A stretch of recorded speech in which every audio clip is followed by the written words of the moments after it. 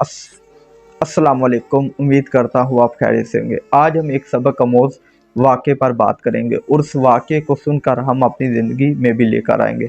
बात लाहौर के एक स्कूल की है, जहाँ पर एक स्कूल टीचर बच्चों को पढ़ाने के लिए क्लास के अंदर दाखिल होती है और पढ़ाना शुरू कर देती है।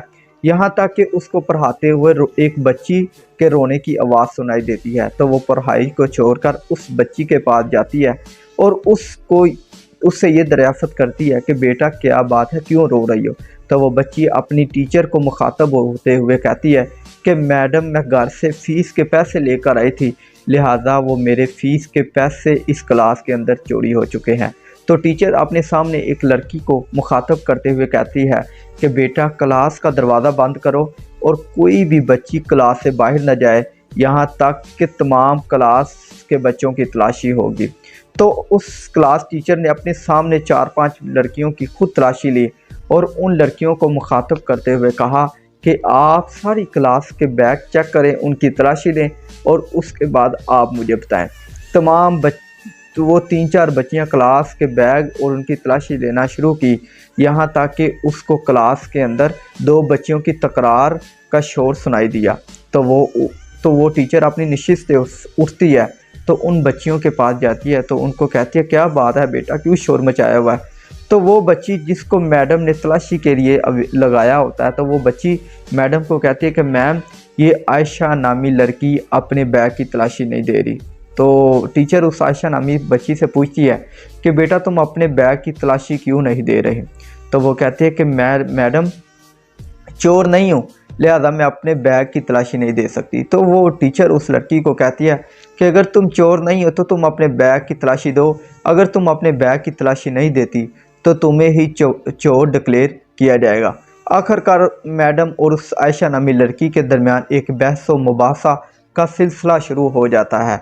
तो वो आयशा नामी बच्ची बैग अपना चेक करवाने से इनकार करती है, जबकि टीचर भी गुस्से और इंतहाई गजीले अंदाज से उससे बैग छीनने की कोशिश करती है, लेकिन वो नाकाम हो जाती है। तो वो गुस्से में आकर आयशा नामी बच्ची के चेहरे पर एक थप्पड़ मार देती है, जिसकी वजह से वो बच्ची रोना शुरू कर देती है।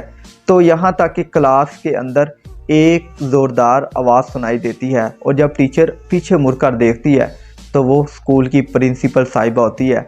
तो वो प्रिंसिपल साहिबा टीचर को हिदायत करती है कि आप आयशा नामी लड़की को लेकर मेरे दफ्तर के अंदर दाखिल हों।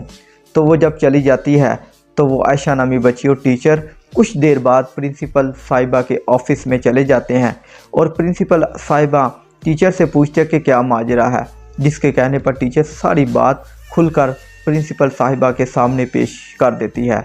तो प्रिंसिपल साहिबा उस आयशा नामी लड़की से पूछती है कि बेटा, क्या वाकई तुमने चोरी की है। तो वो बच्ची कहती है कि प्रिंसिपल साहिबा, मैंने चोरी नहीं की। तो प्रिंसिपल कहते हैं कि अगर तुमने चोरी नहीं की तो तमाम बच्चों ने बैग चेक करवाए हैं, तुम भी अपना बैग चेक करवा दो, इसमें क्या दुश्वारी है। तो वो कहती है कि मैडम, जब मैंने चोरी की नहीं तो मैं अपना बैग क्यों चेक करवाऊं। लिहाजा प्रिंसिपल साहिबा उस टीचर को अपनी क्लास के अंदर जाने का कह देती है। तो वो टीचर क्लास के अंदर चली जाती है। तो उसके बाद प्रिंसिपल साहिबा उस बच्ची से, आयशा नामी बच्ची से बैग लेने का कहती है, इंतहाई नरम और धीमे अंदाज के अंदर।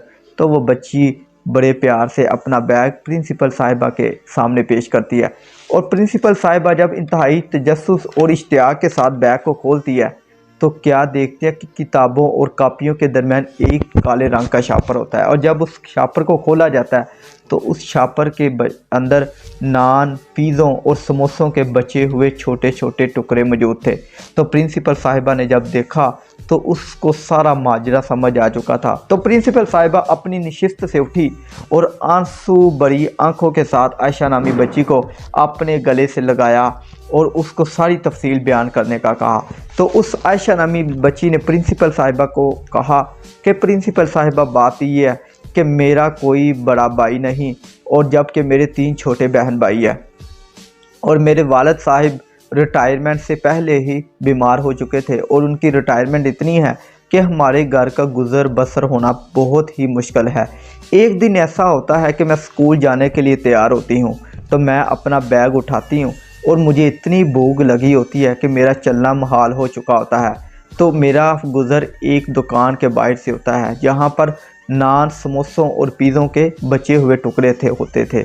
جب میں نے وہ بچے ہوئے نان کے، پیزوں کے ٹکڑے کھائے اور میں نے پانی پیا، خدا کا شکر کیا اور میں کلاس کے اندر داخل ہو گئی۔ اب وہ کہتی ہے کہ ایسا کئی مرتبہ ہو چکا تھا۔ ایک دن میں دکان کے تھرے پر بیٹھی اس نان اور پیزوں کے بچے ہوئے ٹکڑے کھا رہی تھی کہ اچانک اوپر سے دکان کا مالک آ گیا، اور جب دکان کا مالک آیا پہلے تو بہت پریشان ہوا تھا، بلکہ وہ ایک نیک اور ہمدرد انسان تھا۔ اس کے پوچھنے پر میں نے اس کو ساری بات سچ سچ بتا دی، تو وہ اتنا انتہائی نیک انسان تھا کہ وہ کبھی کبھی ہمارے گھر کچھ کھانے کے لیے بھیج دیا کرتا تھا۔ اور وہ گاہکوں کا بچا ہوا کھانا جس میں سموسے اور پیزے اور نان وغیرہ کے ٹکڑے ہوتے تھے، وہ ایک شاپر میں ڈال کر اپنی دکان کے باہر ایک مخصوص جگہ پر رکھ دیتا تھا، اور جب میں گھر سے اسکول جانے کے لیے روانہ ہوتی تھی تو میں اس شاپر کو اٹھا کر اپنے بیگ میں رکھ لیتی تھی، اور میں گھر جاتے ہوئے اس شاپر کو اپنے والدین کے سامنے پیش کرتی تھی۔ اب وہ کہتی ہے کہ میرے والدین کو بھی پتہ تھا کہ یہ جو کھانے کے چھوٹے چھوٹے ٹکڑے ہیں، یہ جو رول، پیزو، سموسے کے چھوٹے چھوٹے ٹکڑے ہیں، وہ کہاں سے آ رہے ہیں، لیکن ان کی آنکھوں میں آنسو تھے، ان کی غربت کے، ان کی بے بسی کے، ان کی لاچاری کے، لیکن وہ کچھ بھی کرنے کے قابل نہیں تھے۔ اب وہ کہتے ہیں کہ جو میرے چھوٹے بھائی ہیں ان کو تو اتنا علم نہیں تھا، لیکن وہ کھا جاتے تھے۔ وہ یہاں تک کہ کہتی ہیں کہ وہ ایک دوسرے سے چھین کر بھی کھا جاتے تھے۔